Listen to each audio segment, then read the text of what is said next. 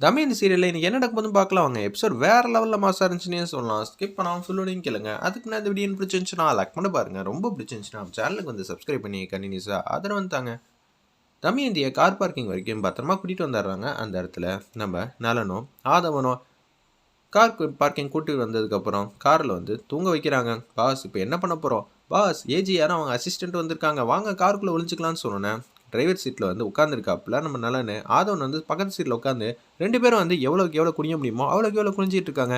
ஏடா கார் இங்கே தான் இருக்குது, அப்போனா காரில் வந்து கூட்டிகிட்டு போல, என்னடா நடக்குது இங்கே அப்படின்னு சொல்கிறாங்க.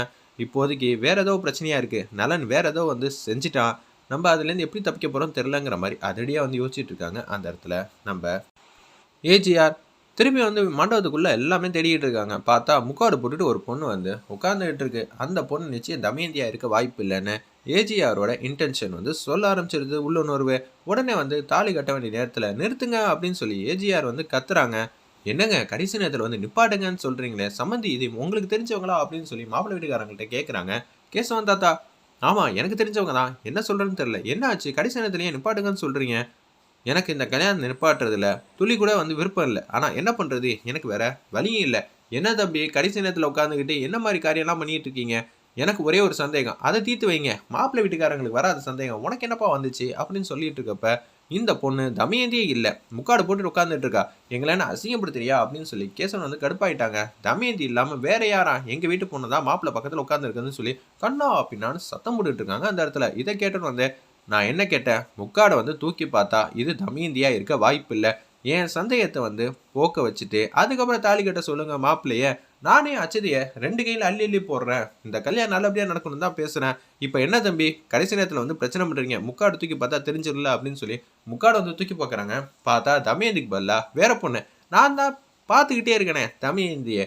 தமயந்தி உட்காரும்போது இப்படியா உட்காருவாங்க, முக்காடு போட்டுட்டா உட்காருவாங்க, கொஞ்சமாக நியாயமாக வந்து இருக்கா அப்படின்னு சொல்லும்போது நலன் வந்து முடிவு பண்ணிட்டான், தமயந்தியை இங்கேருந்து தூக்கிட்டான், நம்ம தான் தமயந்தி வந்து எங்கே இருக்கா ஏது இருக்கான்னு தெரிஞ்சுக்கிட்டு நம்ம காப்பாற்றணும், இல்லாட்டி அவ்வளோதான் தமயந்தியோட வாழ்க்கையை வீணாயிடும்னு சொல்லி அதடியாக வந்து பேசிகிட்டு இருக்காங்க. அந்த இடத்துல நம்ம ஏஜிஆர் அந்த இடத்துல நீங்கள் சொன்னது கரெக்டாக தான் போச்சு, கடைசி நேரத்தில் இது மாதிரி ஆயிடுச்சு, எதனால வந்து நம்ம குடும்பம் வந்து இப்படியே அசிங்கப்பட்டு நிற்கிறாங்க, இங்கே தான் தமயந்தி எங்கேயாவது இருப்பாங்கன்னு சொல்லி மண்டபத்துக்கு எல்லாம் இன்ச்சின்ச்சா தேடிட்டு இருக்காங்க. அந்த இடத்துல கேசவன் ஃபேமிலி ஒரு பக்கம் மாப்பிள்ளை வீட்டுக்காரங்க ஏஜிஆர்னு எல்லா பக்கம் தேடிட்டு இருக்கப்ப பாஸ் இனிமேட் நம்ம இங்கே இருந்தோன்னா அவ்வளோதான் பிடிச்சி போடுவாங்க, நம்ம இங்கேருந்து எஸ்கேப் ஆக வேண்டிய நேரம் வந்துருச்சு, தயவு செஞ்சு எஸ்கேப் ஆயிடலாம் அப்படின்னு சொல்லிட்டு கார் எடுத்துகிட்டு போகிறப்ப புவி வந்துடுறாங்க. போலீஸ் ஆஃபீஸரா வேற லெவலில் வந்து காஸ்டியூம் இருந்துச்சுன்னே சொல்லலாம். செம பில்டப் காட்சியாக எடுத்துருந்து கார் திறந்துட்டு மாசா வந்து நிற்கிறாங்க. பொண்ணு வீட்டுக்காரங்க மாப்பிள்ளை வீட்டுக்காரங்க ஏஜிஆர் எல்லாரும் வந்துட்டாங்க. இவ்வளோ நேரம் கார் பார்க்கிங்கில் தான் ஒழிச்சிட்டு இருக்கான், சே நம்ம அப்பயே வந்து கார் பார்க்கிங்கில் தேடி பார்த்துருந்தா சரியாக இருந்திருக்கும்னு சொல்லி ஏஜிஆர் வந்து வருத்தப்படுறாங்க. கடைசி நேரத்தில் பிடிச்சாச்சுல அது வரைக்கும் சந்தோஷம்தான். நல்லெண்ணை வந்து இறங்க சொல்கிறாங்க. அந்த இடத்துல இன்ஸ்பெக்டர் இவன் தான் பொண்ணு வந்து தூக்கியிருக்கான்னு எனக்கு சந்தேகமாக இருக்குன்னு சொல்லி அங்கே இருக்கிற எல்லாரும் வந்து புகார் கொடுத்துட்றாங்க. உடனே வந்து காரில் வந்து யாருமே இல்லை அப்படின்னு சொல்லும்போது செக் பண்ணி பார்த்தா தெரிய போகுது, கார் டிக்கி பின் சீட்டு எல்லாம் செக் பண்ணுங்கன்னு சொல்லும்போது சார் பின்னாடி ஒரு பொண்ணு தூங்கிக்கிட்டு இருக்கா அப்படின்னு சொல்லும்போது என்ன சார் என்னமோ முக்கியமான வேலை, நீங்கள் பொண்ணை கூட்டிகிட்டு போகிறீங்க, இதெல்லாம் மிகப்பெரிய தப்புன்னு தெரிய வேணாமா அப்படின்னு சொல்லும்போது தமயந்தி வந்து முக்காடை வந்து எடுத்து விட்றாங்க. அந்த இடத்துல பருதா போட்டிருக்க துணியெல்லாம் பார்த்தா தமயந்தின்னு தெரிஞ்சிச்சு. மயக்க தெளியறதுக்கு தண்ணி வந்து தெளிக்கிறாங்க. என்னம்மா இதுதான் உங்கள் பையன் வந்து செய்ய வேண்டிய காரியமா அப்படின்னு சொல்லும்போது என்ன நினச்சிக்கிட்டு இருக்க படுவாவி அப்படின்னு சொல்லி கண்ணா அப்படின்னு திட்டுறாங்க. அந்த இடத்துல கேசவன் வந்து நம்ம நல்லண்ண அப்போன்னு பார்த்து அபிராமி வந்து கடுப்பாய் லைட்டாக தான் தள்ளினாங்க. கேசவன் வந்து சுருண்டு போய் வந்து கீழே விழுவுற மாதிரி இருக்கிறப்ப பிடிச்சிடுறாங்க.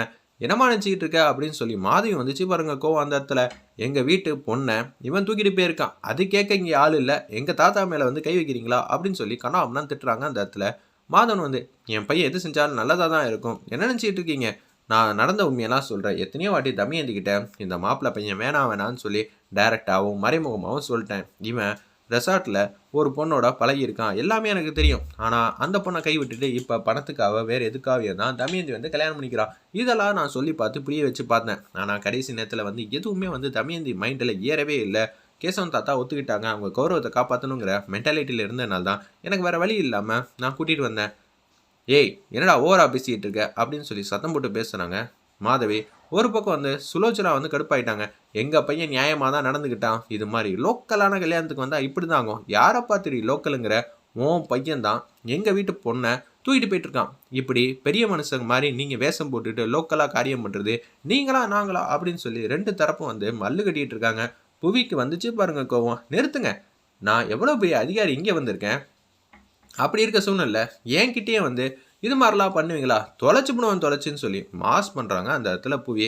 பையனை கூட்டிகிட்டு நான் ஸ்டேஷனுக்கு போகிறேன். ஏம்மா அரெஸ்ட்லாம் பண்ணல, செஞ்சது தப்புங்கிற மாதிரி தான் 2 தரமும் பேசுகிறாங்க. பையன் சைடு நியாயம் இருக்குது. ஆனால் பையன் வண்டியிலேருந்து தான் பொண்ணை வந்து இறக்கியிருக்கோம். அப்படி இருக்கும்போது இனிமேட்டு இந்த மாதிரிலாம் தப்பு பண்ண மாட்டேன்னு சொல்லி ஸ்டேட்மெண்ட் வாங்காமல் நான் இங்கேருந்து போக மாட்டேன். இங்கே வச்செல்லாம் வாங்கக்கூடாது. ஸ்டேஷனுக்கு வாப்பா, தேவையெல்லாம் பிரச்சனை பண்ணாத. நலன் வண்டியில் ஏறணுன்னே வேறு வழியே இல்லாமல் அந்த இடத்துல கான்ஸ்டபிள்லாம் பொண்ணு சைடும் மாப்பிள்ளை சைடும் வந்து ஆஃப் பண்ணனால நலன் வந்து வண்டியில் வந்து ஏறுறாங்க. அச்சச்சோ, நம்ம வீட்டுக்கு இவ்வளோ பெரிய அவமானத்தை வந்து தேடி கொடுத்துட்டேனே, இப்போ தமையந்தி கல்யாணம் பண்ணி வச்சுட்டா என்ன பண்ணுறது? அவள் பாவம், என்ன சொன்னாலும் கேசவன்னு சொன்னாலும் செய்வா. இந்த பிரச்சனை நம்ம வேறு மாதிரி தான் வந்து கண்ணோட்டத்தோட பார்க்கணுங்கிற மாதிரி அதிரடியாக வந்து முடிவு எடுக்கிறாங்க. அந்த இடத்துல நம்ம நலன் வந்து முடிவு எடுக்கிற மாதிரி காட்டுறாங்க.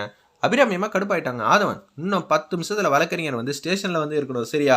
சட்டு புட்டுன்னு வந்து ஸ்டேட்மெண்ட் எழுதி கொடுத்துட்டு பையனை வந்து மீட் எடுத்து இந்த கல்யாணத்தை நிப்பாட்டுற வழியை தான் பார்க்கணும். தமயந்திக்கு இப்படி ஒரு பிரச்சனையான வாழ்க்கை நடக்க போகுதுன்னா நிச்சயம் என் பையன் எது செஞ்சாலும் கரெக்டாக தான் இருக்கணும், சரியா? அப்படின்னு சொல்லும்போது இவங்க முடிவு எடுத்துக்கிட்டு இருக்காங்க. சரிம்மா, நான் வக்கீலுக்கு ஃபோன் பண்ணி வர சொல்லிடுறேன்னு சொல்லி வக்கீலுக்கு வந்து ஃபோன் அடிக்கிறாங்க. அந்த இடத்துல நம்ம ஆதவன் ஒரு பக்கம் வண்டி வந்து டிராஃபிக்கில் நிற்கும் போது இறங்கி தப்பிச்சிடலான்னு சொல்லிட்டு வேறு வழியே இல்லைன்னு சொல்லி குடுகுடுன்னு ஓடி வந்துகிட்டு இருக்காங்க. தப்பிச்சு நம்ம நலன் புவி வந்து மாசா எப்போதும் கெத்துன்னு தெரியும். இந்த இதில் வேற லெவலில் பெர்ஃபார்ம் பண்ணியிருந்தாரு. எல்லாரும் வந்து ஓடிட்டு இருக்கப்ப பேரிகேட் மாதிரி சென்டரில் வந்து இருக்கு. நலன் வந்து சைடில் இருக்கிற கேப்லேயே போகிறாங்க. ஆனால் புவி வந்து அதில் கை வச்சு அப்படியே சென்டரில் வந்து ஜம்ப் பண்ணி இந்த பக்கம் வந்துடுறாங்க. எக்ஸ்ட்ரா நிறையா இருந்துச்சுன்னே சொல்லலாம் புவியோட ஃபிட்னஸ் அந்த இடத்துல.